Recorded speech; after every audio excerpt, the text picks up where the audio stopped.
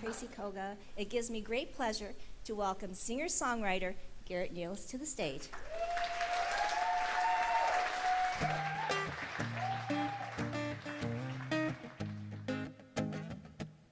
How can I put this into words now?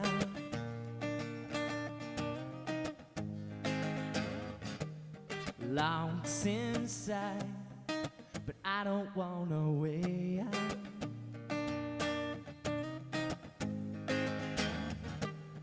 You make me kinda crazy, but I don't mind. Said I'm right here, come on baby, don't be shy.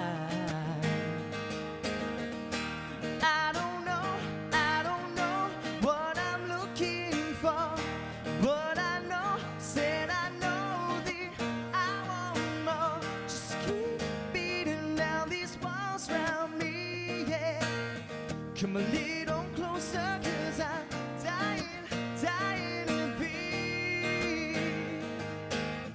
Come a little closer.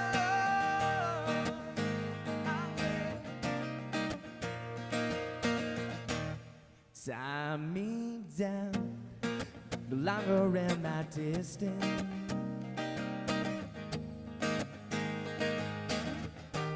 And all I know, changing in an instant.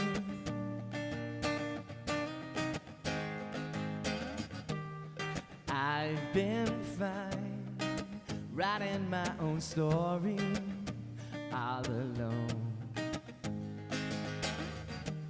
Change my mind, make it all up for me, get close.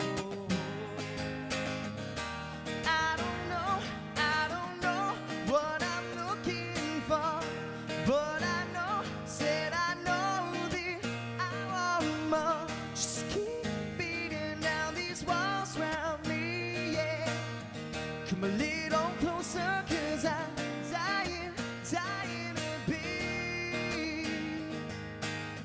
Come a little closer.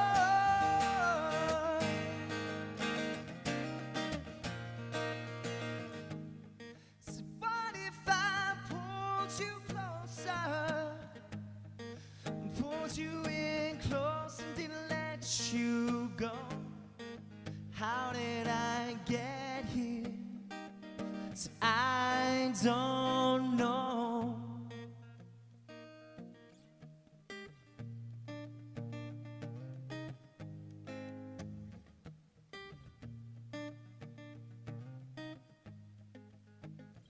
Said I don't know what I'm looking for, but I know, said I know that I want more. Just keep beating down these walls around me, yeah. Come a little closer, 'cause yeah. I don't know what I'm looking for, but I know, said I know that I want more. Just keep beating down these walls around me, yeah. Come a little closer, 'cause I'm dying to be. Come a little closer. Just come closer to me, yeah. Come a little closer, yeah. Just come closer to me.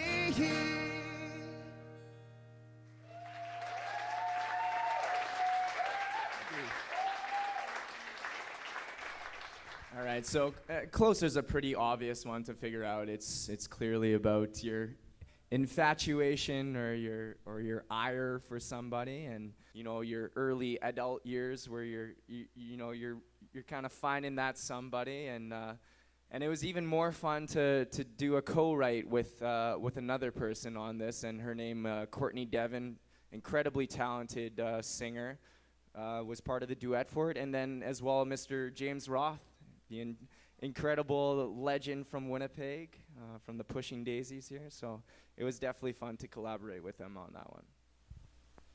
All right, so two names. Well, first of all, James, and then Courtney. So talking about now your kind of experience with the artistic music community, and you've only kind of been doing this relatively not a long time in comparison to a lot of musicians out there.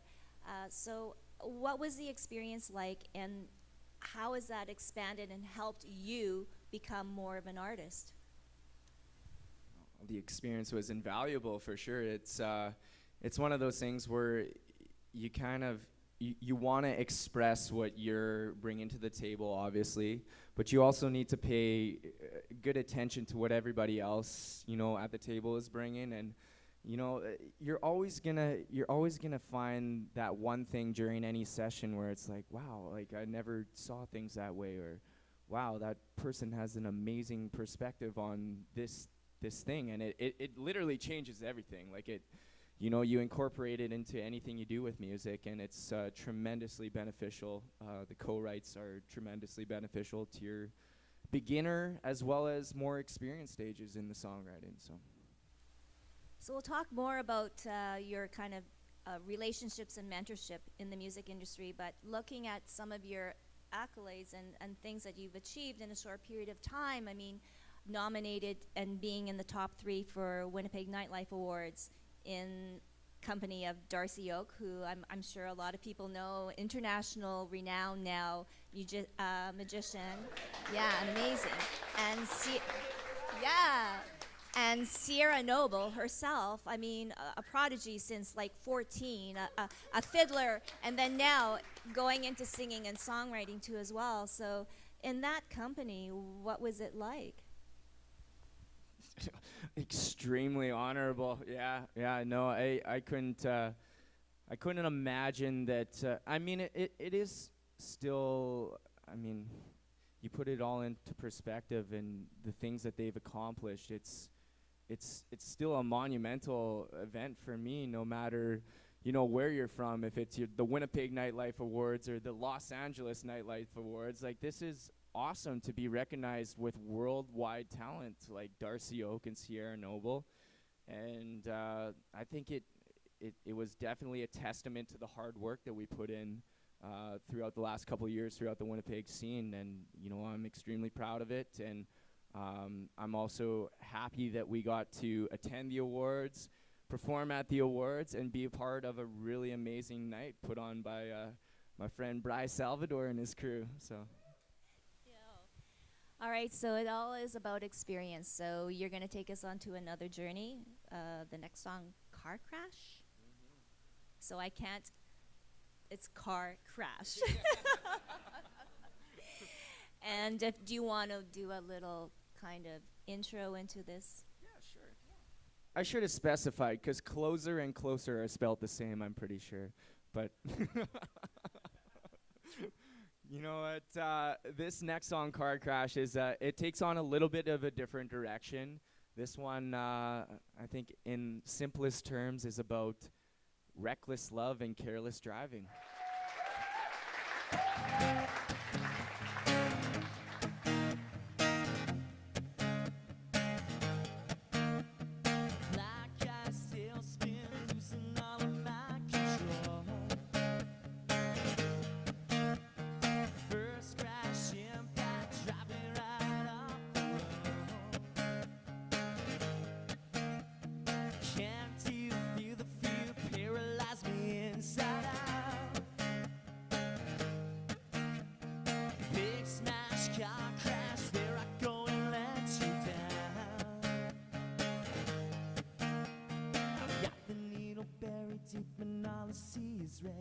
I'm flashing back on all the things I wish that I had said. You can't change a memory once the moment's come and gone.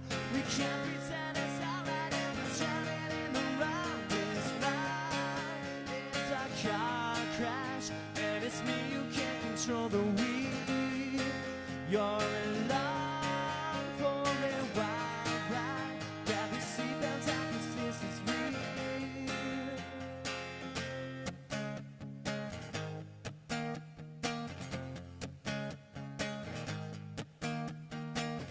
apologize one more time. You tell me that it's all okay. Can't even take the wheel, push you so far away. With all town, turn around, fake a smile for me now.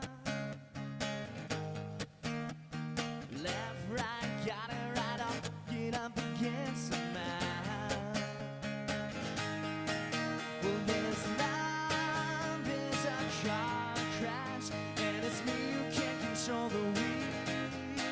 You're around for a wild ride. Grab your seatbelts, I can sense the sweet.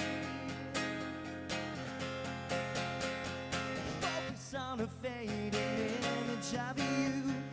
Turn around now just to see you in my rear view. Doesn't really matter how you or I feel. It always ends the same. We're just spinning our wheels.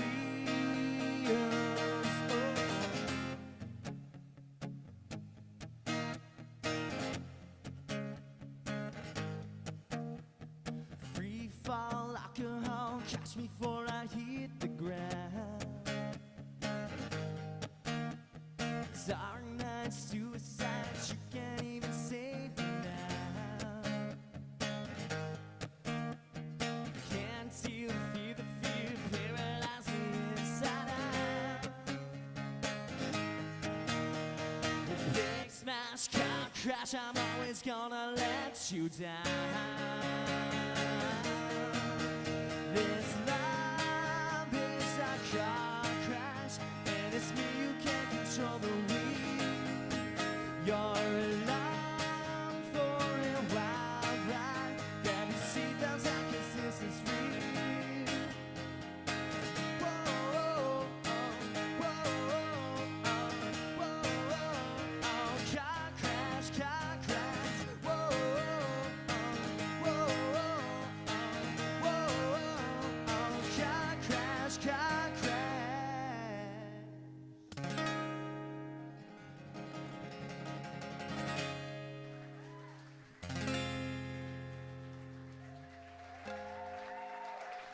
And I'm looking actually into like the pop culture and, you know, the Taylor Swifts, the Justin Biebers out there, the Selena Gomez's, putting a lot of their own personal experience out there.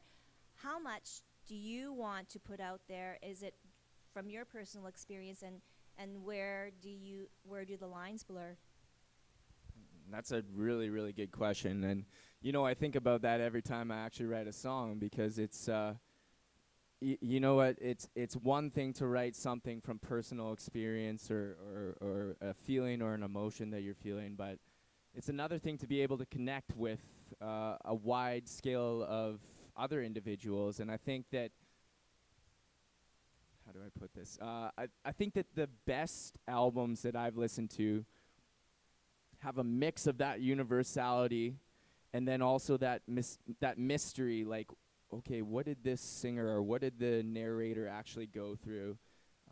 And it is definitely a fine line, but I think that when you're trying to tell a story, an incorporation of both is usually what I look for. But then there's also, you know, that one song where you're like, you know what, I want to tell this story. I want to tell it exactly how it happened, and I'm going to let people, you know, daydream or make up their own kind of story in their head about it. And that's the beauty of music right there, is you never really know what the actual story is, and you get to articulate it on it to yourself and make it your own, right? Is it true that Burton Cummings actually opened for you? Chronologically, yes. We had the ultimate pleasure of sharing a stage with Mr. Burton Cummings, who is, by the way, one of the classier individuals out there. He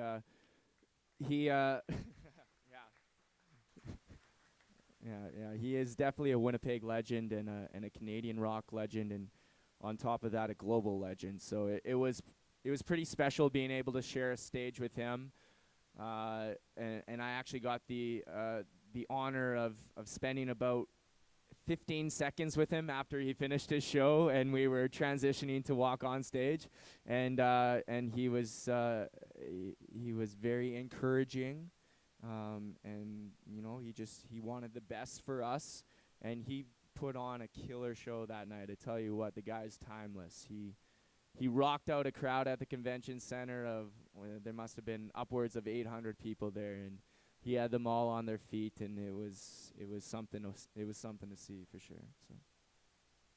Well, definitely something that you'll never forget.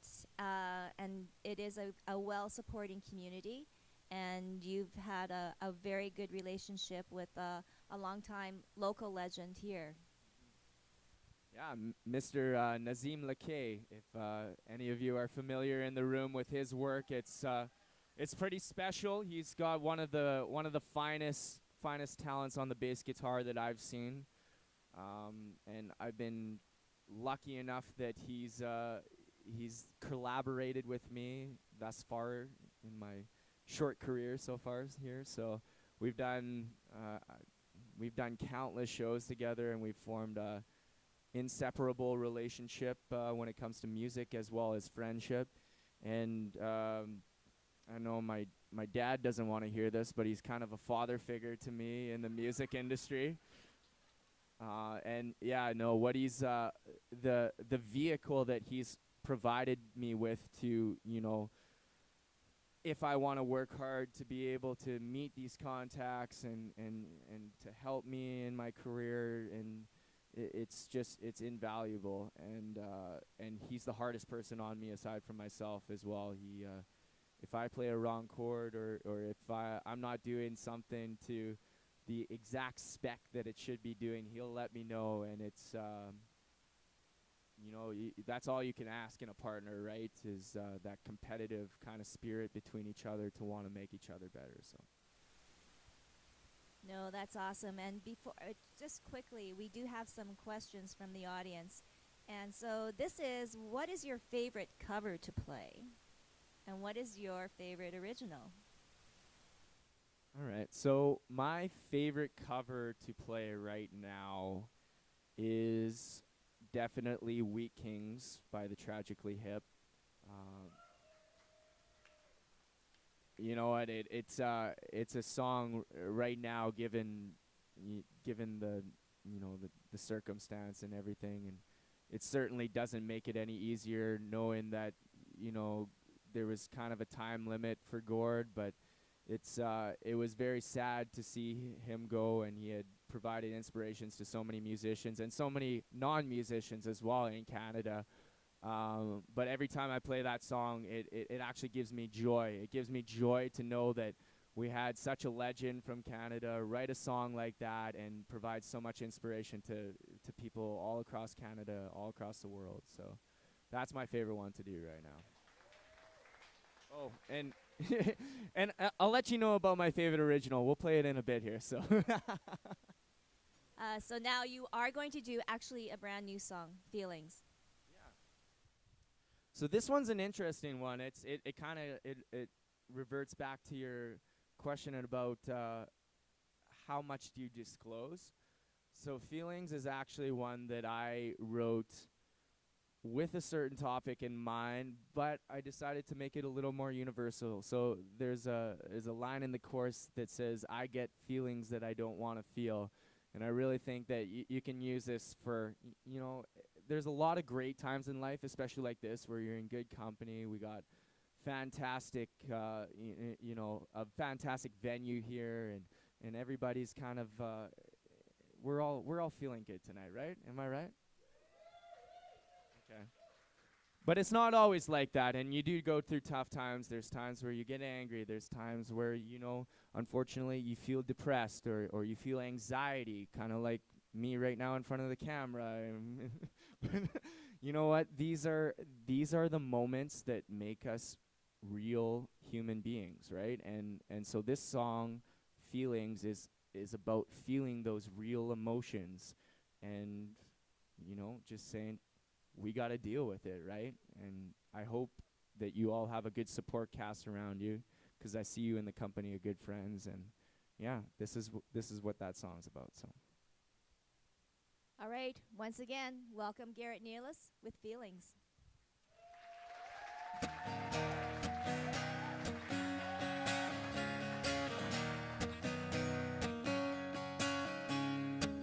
I get feelings that I don't want to talk about.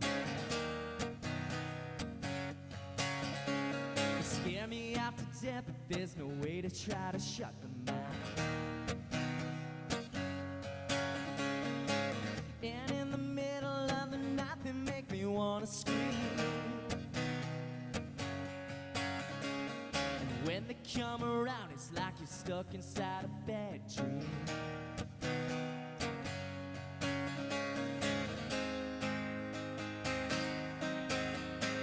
Well, I've got feelings that I don't want to feel, and I've got skies that are never gonna heal.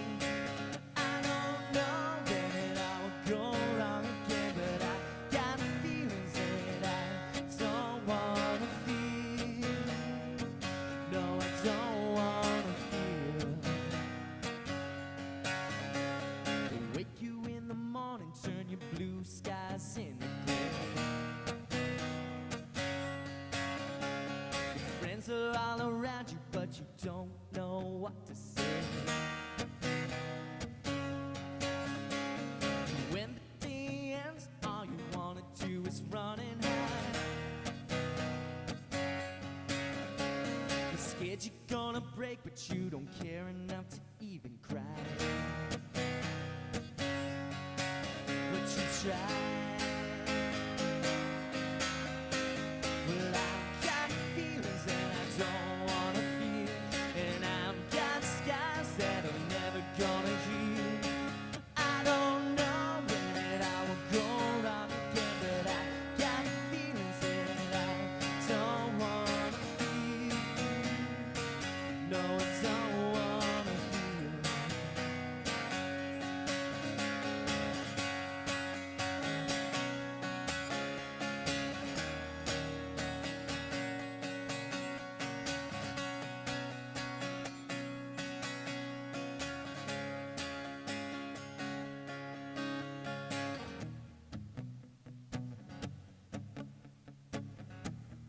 This is actually the first time I've ever played this song live for an audience.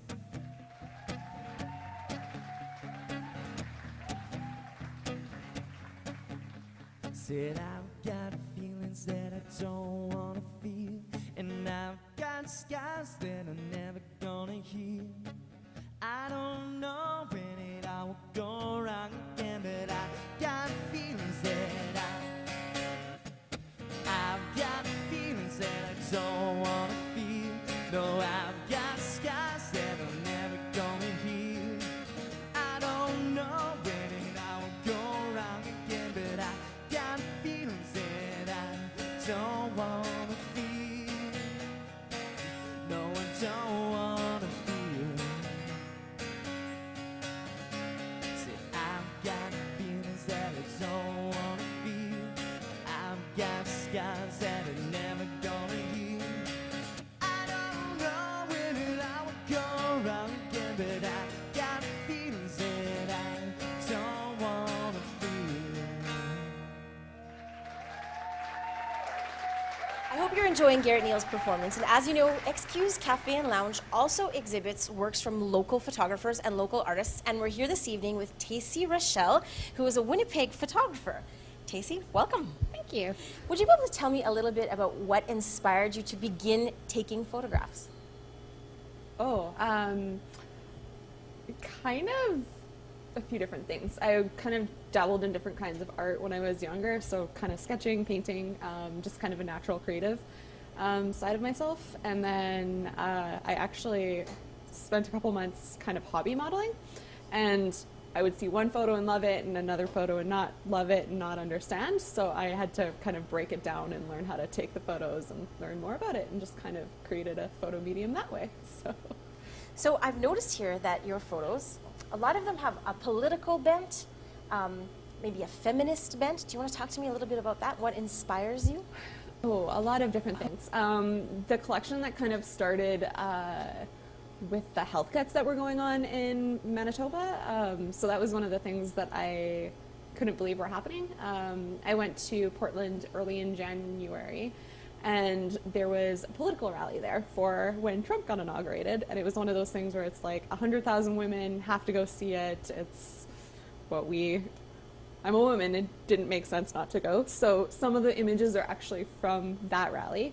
And it was just one of those really positive experiences. Like, it wasn't people getting together and getting mad, it was people getting together and using their voices to try and explain this is not okay. So that's kind of what started this.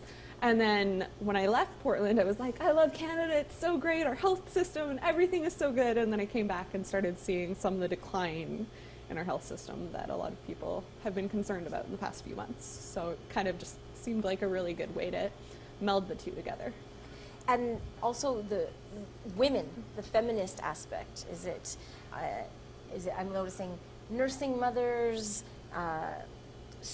women with obviously just post-pregnant bellies, and is that something that must mean a lot to you? Or? Yes, I'm a new mom, so I have a 3-year-old at home, and the first year of her life was very postpartum. There's a lot of stuff that people tell you, oh, sleep when the baby sleeps and all these things, and they tell you all those cliches, but they don't tell you about the mental load of motherhood or what postpartum really can be like. The difficulty is you just nursed your child, it's the most natural thing in the world. It's not. It's the most foreign thing for a lot of moms, and that was one of the things that kind of spoke to me. They're cutting lactation services in HSC, which are already hard to get, and now they're even harder unless you have lots of money and can pay out of pocket. So that was one of those things that kind of just seemed like a natural progression in my work. And so as far as next project goes, are you going to remain sort of on the political bent, or still life, nature, National Geographic? I'm a portrait photographer, so people are kind of what I really feel passionate about.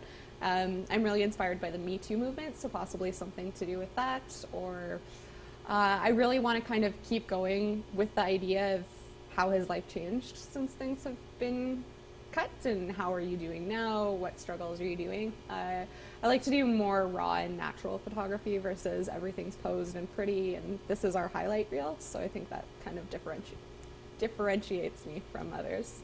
So is it something that, do you prefer, would you say that your photography is something that, a way of sending out a message, or is it more something that brings a message to you and helps you through things, or helps you to understand things? I think it's a bit of both. It's definitely me expressing my voice and kind of how I view things. So where motherhood is kind of perceived as bright and airy, I kind of see the light and the shadows. So a lot of my work is moodier than others. Or it's a little bit more tongue-in-cheek, I guess you can say, especially the political images where you see the signs and stuff. As far as what I like to do with my work, I really like to storytell, so trying to collect images together that tell a story is kind of where I'm going with things. Have you ever considered mentoring other photographers? Is that something you would like to do? Take someone under your wing? Yeah, it's one of those things where I think it's finding the right fit. So it's finding someone who has the same belief system and who works similar to you, and that's kind of how you can go from there. So let's talk about that belief system as far as photography goes. You know what, I try and keep things as honest as possible, so there's going to be, I like to keep it light and airy. Yes, your kid is going to have a meltdown when they're getting pictures taken. It doesn't mean that that's a bad picture. I'm very honest, and I think that's something that a lot of people don't necessarily see. I don't always put a positive spin on it. It's okay to not be okay. It's okay to say you need help. It's okay to have a bad day. It's okay to have a really good day. It's okay to not love everything all the time. And I think a lot of pressure that's put on women is you have to be happy. You wanted kids. You have to do this. You chose to work. It's a lot of pressure and mommy wars that shouldn't exist. I'd like to think that we can have it all. I think sometimes there's sacrifices, but it's making more realistic expectations. So honesty and kind of realism is two of my core values. Tacey, Rochelle, thank you so much for sharing your talent and your time with us. And we're going to go back to Tracy Koga and Garrett Niels at An Evening at Excuse.